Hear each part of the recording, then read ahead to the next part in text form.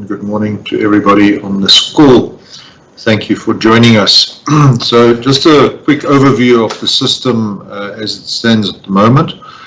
On planned outages, we have 6,659 megawatts. We are currently experiencing unplanned partial load losses of 5,210 and full losses of 6,040 for total unplanned load losses of 11,250. The load forecast for peak this evening is 27,198, which does leave us with a slight shortfall, which we will be able to make up with pump storage and diesel generation capacity. We also have 1,250 megawatts of units that are currently out returning to service before evening peak, so that will significantly reduce the load on our open cycle gas turbines tonight. As we speak, we have 9 open cycle gas turbines in operation at Ankerlig, a further 2 at Avon, which is an IPP.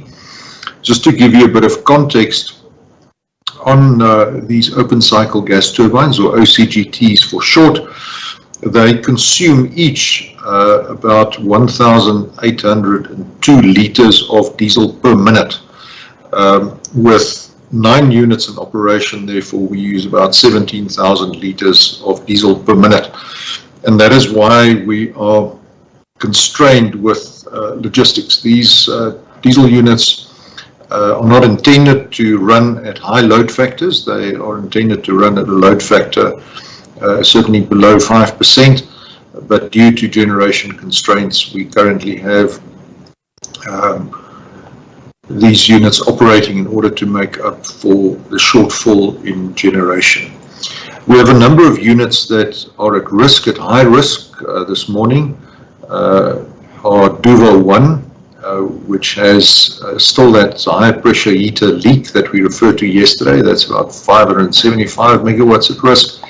And then a boiler tube leak at Kriel, about 120 megawatts. So all in all, just under 900 megawatts at risk of an immediate trip. That risk, we believe, is manageable given the healthy state of our reserves. Our dams are still looking very good, so we've utilized our overnight excess generation capacity to augment our dams, and our diesel capacity is also looking solid at the moment. So at this point in time, the outlook for the weekend is good. We don't see any prospect for load shedding over the weekend. Of course, we will apprise you of what is happening as soon as the situation changes. We will continue with system updates whenever there is a need for us to inform the South African public proactively of what is going on. Again, we wish to appeal to you to use electricity sparingly. It really does make a difference, and every kilowatt that you save by not boiling too much water, by turning down your geyser, by using your swimming pool pump less, by switching off unnecessary lights, really does make a difference. Here at Megawatt Park, we're also changing our approach to electricity consumption. We are switching off our air conditioning during off-peak times.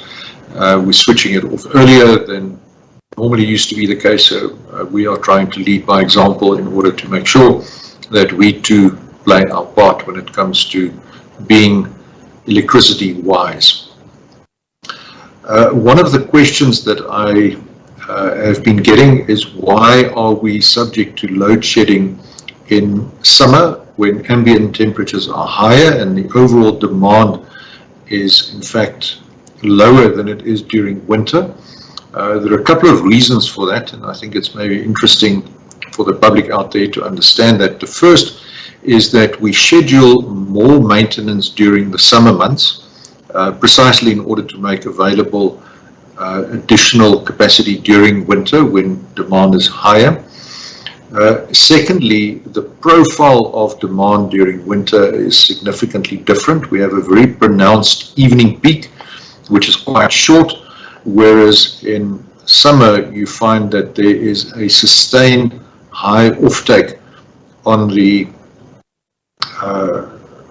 demand on the system, and that results in the units having to run harder for longer, and given the lack of reliability of our system, that then tends to expose some of our units to more challenges than they would otherwise have faced.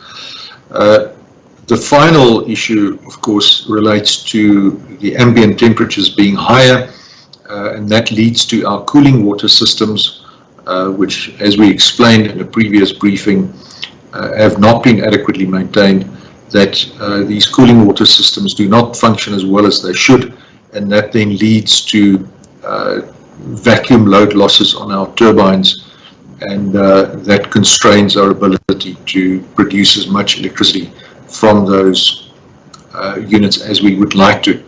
We are catching up on that maintenance, but because we have to schedule the maintenance to coincide with regular scheduled outages, this means that there's a period of about 3 to 4 years before all of that backlog of maintenance will have been eradicated. So with that, Sikonati, I am going to pause, hand back to you, and open up the floor to any questions as moderated by you.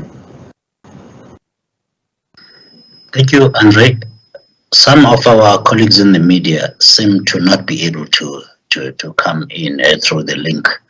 But you spoke about the weekend, and indeed today. Any idea what next week will look like, the early part of next week at least? At this point in time, Sikonati, the prognosis is good. We have a number of units that are coming back as planned. I attended our system meeting this morning at 5 o'clock, and I can give the assurance that our power station managers are working very hard with their teams in order to bring back those megawatts that are on outage. Of course, some challenges do remain. These are complex units, very large units, difficult to operate, and we've spoken a lot about various constraints that we have in terms of procurement and so forth, but we will take appropriate steps to ensure that we can relieve that. So the outlook for next week at this point in time is quite positive. Thanks, Sikonati. Thanks, André. We have a question from Terence Creamer of Engineering News. What is your response to Minister Enoch Godongwana's suggestion that Eskom should sell coal power stations to help address your legacy debt? Question number 2. There are some concerns being expressed about diesel shortages nationally owing to Eskom's high consumption currently.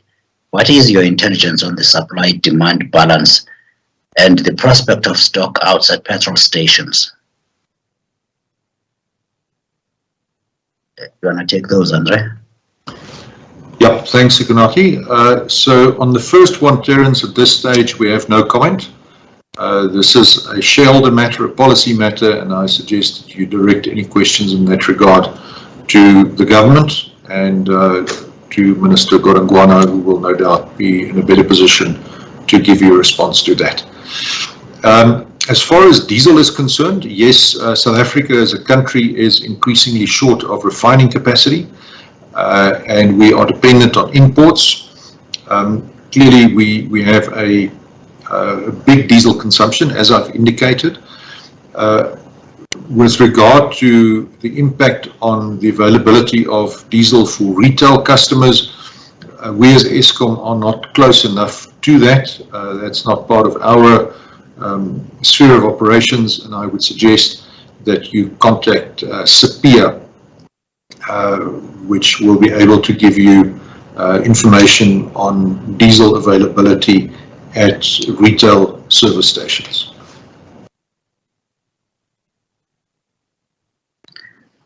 Thank you, André. We do not have any further questions. I can, of course, understand we have been keeping the people of South Africa very busy the past 2 weeks, and indeed did our best to inform them. There you go. Mariam Issa has got her hand up. Mariam, please unmute yourself. My colleagues have unmuted you, and please give us your question. Thank you very much. Yeah, this question, okay, it's a bit fuzzy. It relates to comments. There have been comments made about sabotage, petty sabotage at some of the plants. And I just wondered whether you can give us an idea of how much impact this has had on your operations, how much impact it's had.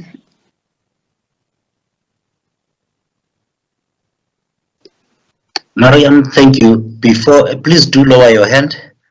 André, before you answer that question, there is another one from Thando Maego of Business Day.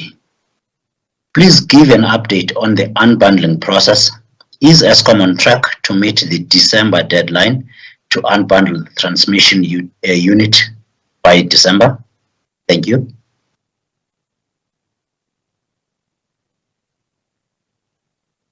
Thank you, Sigonati. Thank you, Miriam. It's very often rather difficult to distinguish between negligence and sabotage. I'm quite reluctant to play the sabotage card. It is a phrase that is redolent with all sorts of historical connotations. So I don't want to claim that there is widespread sabotage. From time to time, we do have incidents of cable theft at our power stations.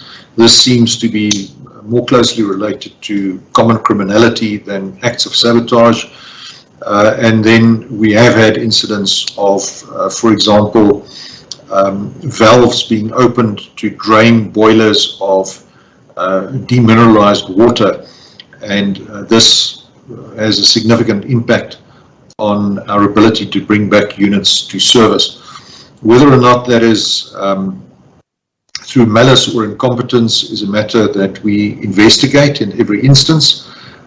We have increasingly stepped up our surveillance activities at our power stations. We these days employ drones equipped with infrared cameras to patrol our power stations at night, and we have apprehended a number of cable thieves around our power stations at Kendal and Tutuka in particular. We've had some significant successes there. We've also installed so-called intelligent cameras that are able to, using artificial intelligence, detect if there are unwarranted activities taking place. It can even be programmed, or it can even teach itself to pick up somebody who's smoking in an area where he or she shouldn't be smoking. And this is giving us much better control as we roll out these surveillance systems. So, long answer, Mariam, but I think to claim widespread sabotage in the strict sense of the word is not substantiated by the facts. Thando, as far as unbundling is concerned, from an Eskom perspective, we are on track to meet all of the Eskom targets for the legal separation of our transmission business by the end of the year, so by the 31st of December. We have, as I think I referred to in a previous media briefing during the past week, we have fully functionally separated the transmission business. We have established a legal entity. We have appointed directors pro tem who are currently minding the shop while we await the appointment of permanent directors to the National Transmission Company of South Africa, as this entity is known. We have also put in place measures to start trading electricity between generation and distribution using the facility of the transmission system and market operators, so that is in place. The issues that are still outstanding relate to the granting of a transmission license to the new entity. This license must be granted, or has to be granted, by NERSA, and it is currently allocated to Eskom Holdings SOC. So there is a certain regulatory process that needs to be followed in order to award that license. We are currently looking at legal options to still effect on a de facto basis the legal separation, even if on a de jure basis we are not quite there yet. An example would be if you buy a house and you take occupation of the house, even though it's not yet registered in your name, you can already start behaving like an owner and making the improvements that you want to. These matters can be contractually arranged, and similarly we are exploring options to do something similar. Of course, it's not quite as easy as buying a house. There's far less legal precedent for it, but we are taking some really sound legal advice to help us. The other matter that we are dependent on is an amendment to the Electricity Regulation Act. This amendment, we understand, has been drafted. It will be submitted to Cabinet, and thereafter it has to go through the parliamentary process. This could take 12 to 18 months, depending on how quickly it goes through the process before it is submitted to the State President to assent to the amendment bill and turn it into an act. So the opportunity, I think, is for us again to look at what options do we have, considering that the National Transmission Company of South Africa will still be a wholly owned subsidiary of Eskom Holdings SOC. So we can keep this rather in the family and still enable us to start implementing the practical elements of legal separation. So, done a long and complicated answer to a short question, but unfortunately this is a long and complicated process that we are in. André, let's try summarize the long and complicated answer, if you will. One, Eskom's own internal processes have been are complete, and we are indeed in place. For December, the company operates separately now and contracts with the other divisions. Am I correct? That's what you're saying? What is left is outside of Eskom's control, and those include the regulatory process plus the legislative or parliament process, which will should pass or make some amendments to law to make this a standalone company. Is that what you are saying? That is correct.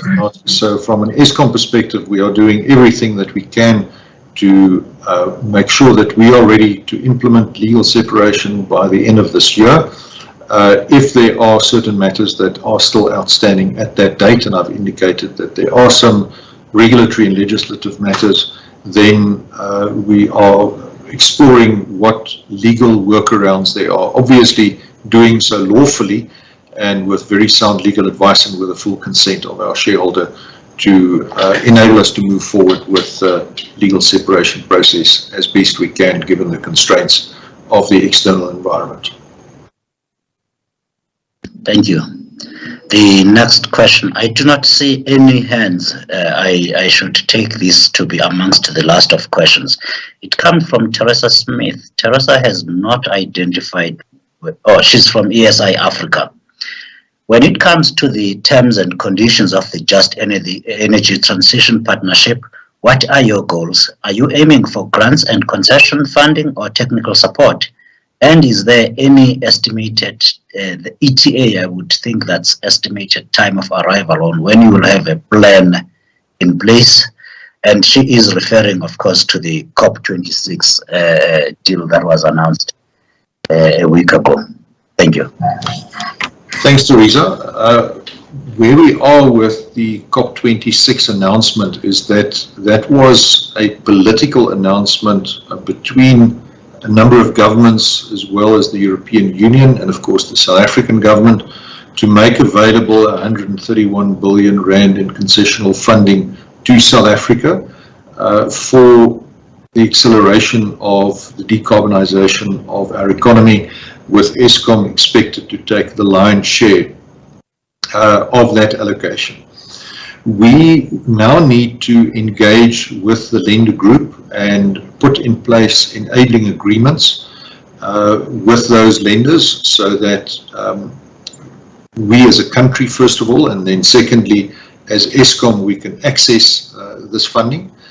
These will be loans, so they will need to be repaid, albeit at highly concessional interest rates. So it's very, very cheap money that we can access, subject, of course, to meeting certain decarbonisation commitments, and we will be doing so over the coming months. The presidency is in charge of a technical task group that is also assisted by the Department of Fishery, Forestry and the Environment, and under the leadership of Minister Barbara Creasy, they are going to put in place this enabling framework agreement that will then allow Eskom to draw down. So there's a number of months ahead of further negotiation and discussion to bed all of this down. The political intent is quite clear. We now need to translate this into formal agreements. I may just add that in addition to the $8.5 billion committed to at COP, we are already receiving some very significant grant financing from a number of countries, in particular from France and also from Germany.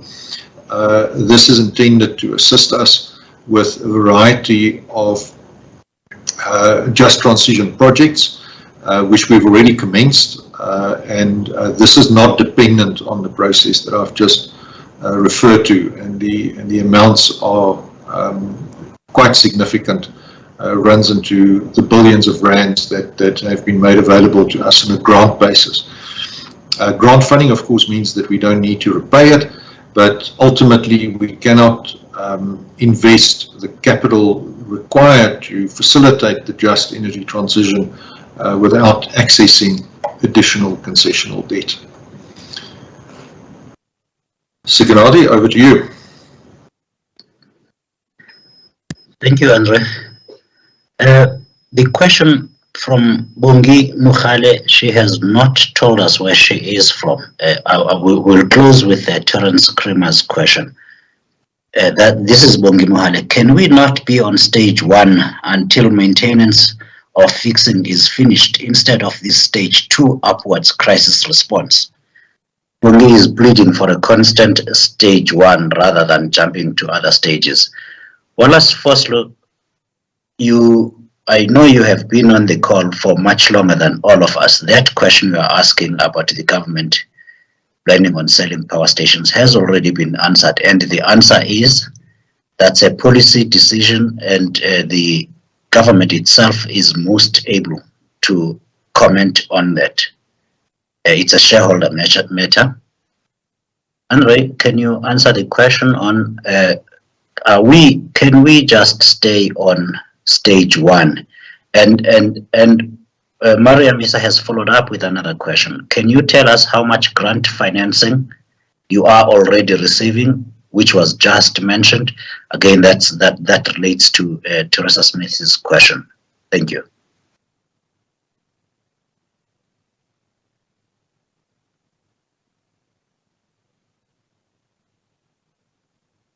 You are muted, Andre.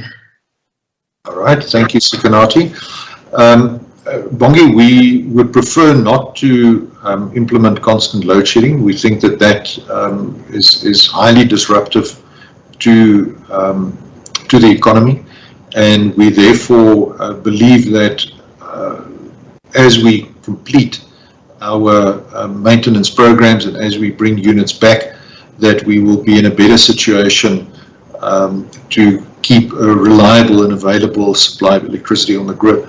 Of course, again, we have to stress that there is the shortfall of about 4,000 to 6,000 megawatts on the grid that will give us adequate headroom to conduct our maintenance and to ensure that we can have enough space to carry out the backlog or to catch up with the backlog that has arisen.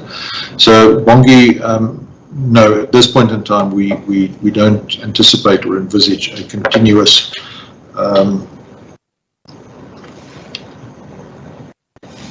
series of load shedding to be in place. Right, I think then we should move over to Miriam's question.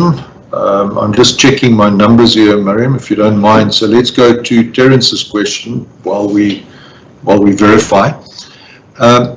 So the key lessons that we have drawn from this period of load shedding in terms of changes in the way that we manage and communicate. Terence, yes, I think we really want to step up our transparency with the South African public. We want to be more proactive so that when we anticipate that there could be pressure on the system, we will commence again with regular daily briefings so that people are aware of the risks that are in the system and that they can also proactively start to adjust to the extent possible their consumption in order to assist us. And we definitely believe that there is value in being as open and as transparent as possible. Eskom is a complex beast, and the more that we inform people of these complexities and the various issues that could potentially affect the availability of electricity, I think the better and the more understanding there will be, frustrating though load shedding is for people of South Africa. Right. From COP26, Miriam, we have so far got an amount of 25 million. This is what we have available right now, but there are other funds available. We can certainly engage with you outside of the meeting and give you a more comprehensive reconciliation on what we've got from whom, so that it's out in the open and there are no secrets there of how the money is allocated. From time to time, of course, the developmental financing institutions make available these amounts through media releases, but maybe there's value in just publishing a reconciliation of what we've got and what we still want to access. Thanks, Ikonati. André, that's 25 million rand in grant funding, am I correct? Correct, Ikonati. So that's money without having to be repaid. Thank you. At this point, I see no further hands and we have just closed the chat. Colleagues, this is the last daily briefing during this period of load shedding. We, as André has said, we will make sure to be a lot more accessible through these kinds of briefings whenever there is a reason to communicate broadly to the public and to the whole country. Any closing remarks, André de Ruyter? No, again, thanks to everybody for attending these meetings. We really appreciate your interest. I am going to advertise Sikonati's services. He is available for inquiries and interviews, and if there are any particular questions that you wish to ask, please work through our media desk and we will try and respond as best we can. So colleagues, with that, I think let me wish you a very good weekend, and please remember to use electricity wisely. Thank you. Thank you, colleagues. This is the end. Goodbye.